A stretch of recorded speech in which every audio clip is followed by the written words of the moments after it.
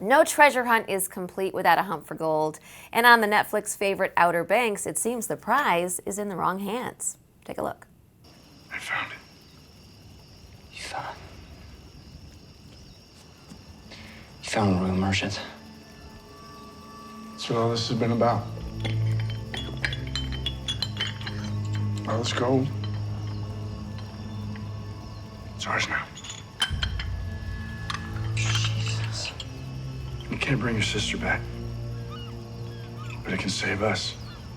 And Charles is with me now. Charles, good to see you. How are you? I'm doing great. It's good to be with you. Let me tell you, I've been like nursing a cold. I've been taking it easy. So I watched the entire first season in 3 days.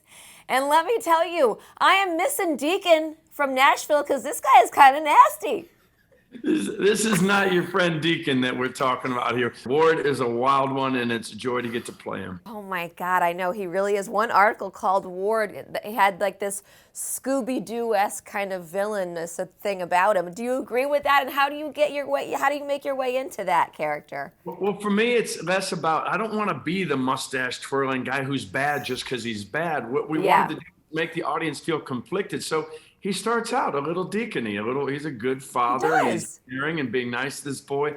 And he just gets put in these situations. You know, there's that expression, I would do anything for my family.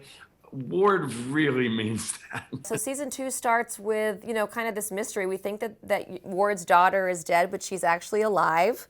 You've covered up another murder at this point. Where's Ward's head at? Ward is always just trying to stay in the game. There's a lot of people that know when to stop. Ward does not want to stop. They take their chips and they go home. Ward just keeps pushing them in because everything's riding on it at this point. Yeah. Obviously people know you from Whose Line Is It Anyway? It's I love that show because I used to take improv classes back in the day. Does improv come into play in shows like this for you too? I imagine it comes into play in all aspects of your life, right? Absolutely, it does. And that comes down to our wonderful producers that make room for it. They see that they cast these wonderful young actors. And when you put them all in the Twinkie together and they're talking back and forth, they're real free and easy because they're with the people they already love. And so when they say things out of nowhere, they tend to stay in the script. And they do the same for me, too. It's exciting that way.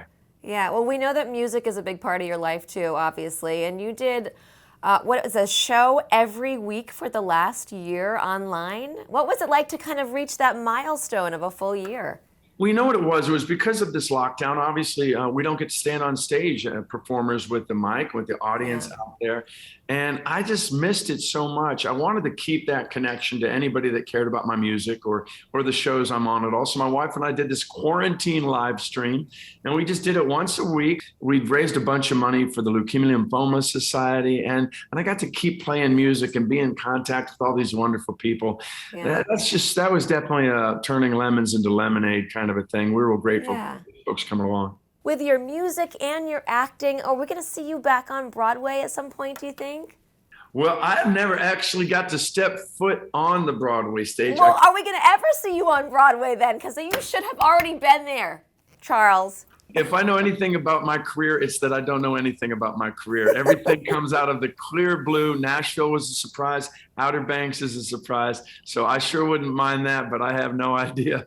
Well, New York would love to have you on Broadway. We'd love to see you there. But in the meantime, we will catch you on season 2 of Outer Banks. It's on Netflix now. Thank you so much for taking the time and joining me today. It's been my pleasure. Great to see you.